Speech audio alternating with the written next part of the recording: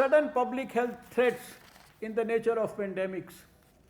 The fruits of science and innovation in healthcare going majorly to the rich countries is also a stark reality. In this context, I was happy to see that our member nations presented the report on the social determinants of health and supported the draft resolution recognizing the importance of ensuring health for all.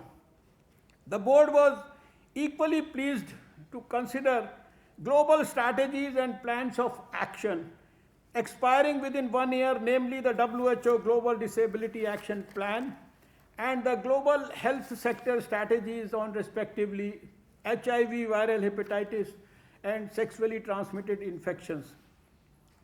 The board has welcomed the Immunization Agenda 2030 and was unanimous in recognizing the central role played by the immunization programs in safeguarding public health globally.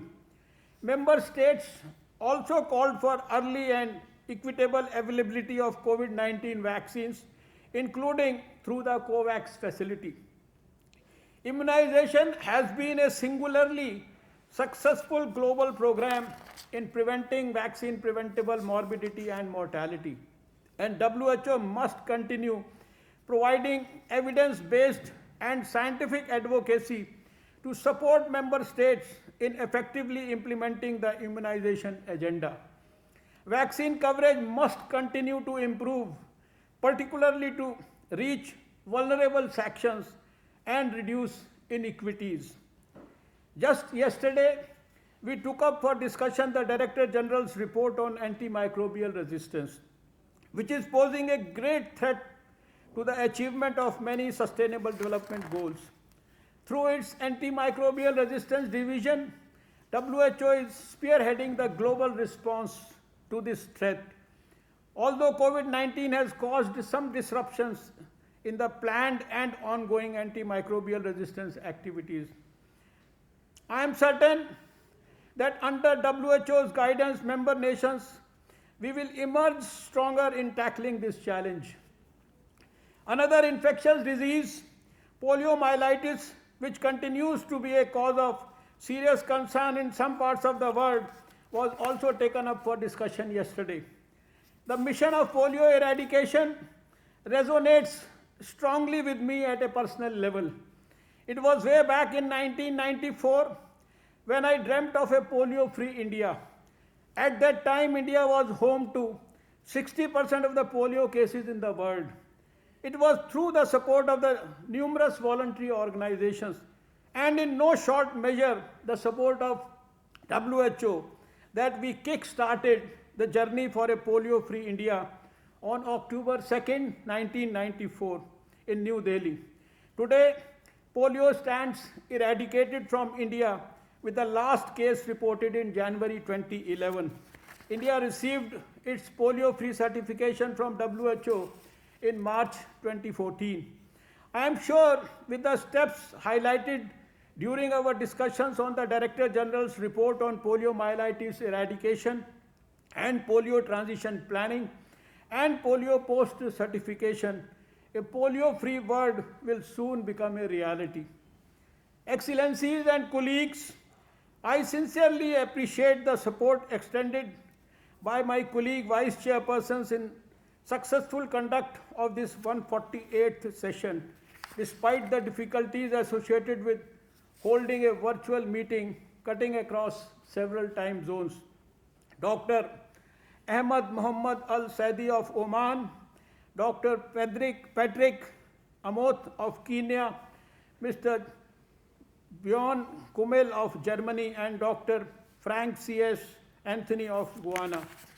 Our appreciation is due to the rapporteur, Dr. Amelia Afua Amango Tupulotu of Tonga, who was very kind in accommodating the most challenging time difference. As briefly outlined, the enriching statements and deliberations reflect the deep engagement of Executive Board member states and other partners in coordinating, leading and supporting not only the global response against the unprecedented pandemic, but also other public health challenges. I also acknowledge the role of our sister UN agencies, intergovernmental organizations, partners, and non state actors, appreciate their commitment and thank them for their keen engagement and support extended for successful conduct of the session.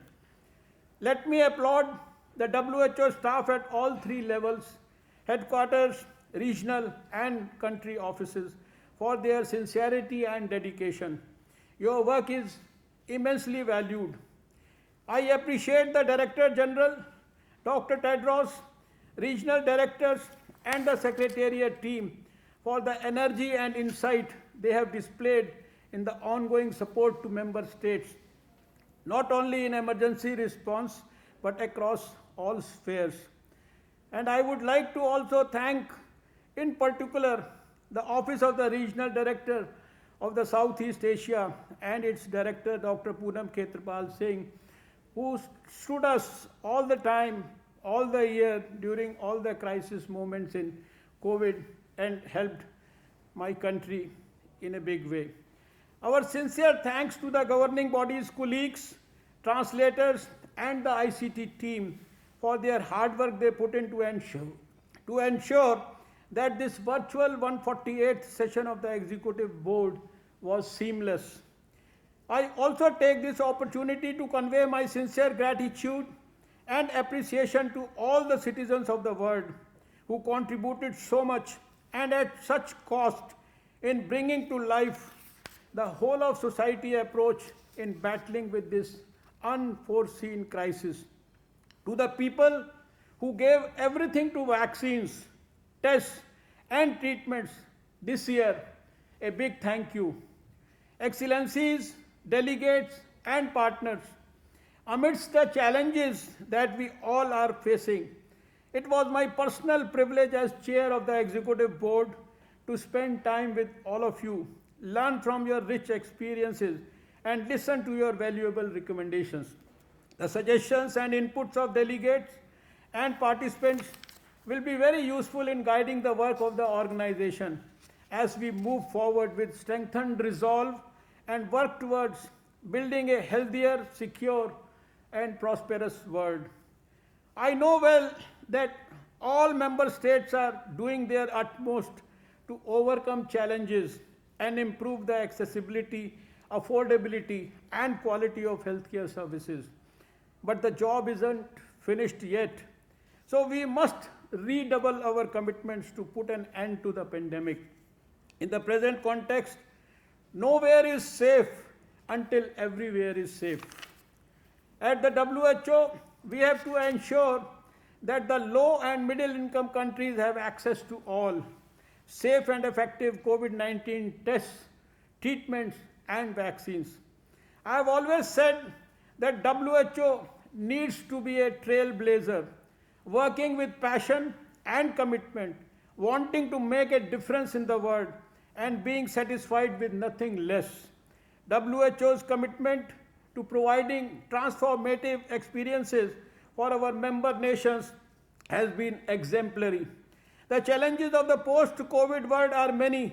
For this, we need a new vision that allows this venerable institution to realize its full potential and influence.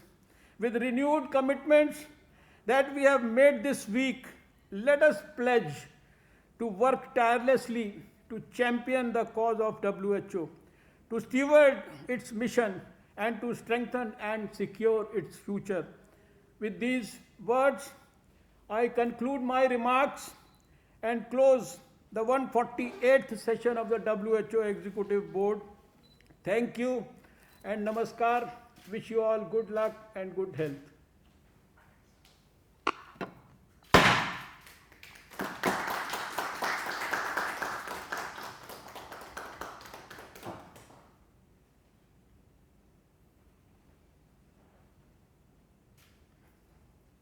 Okay.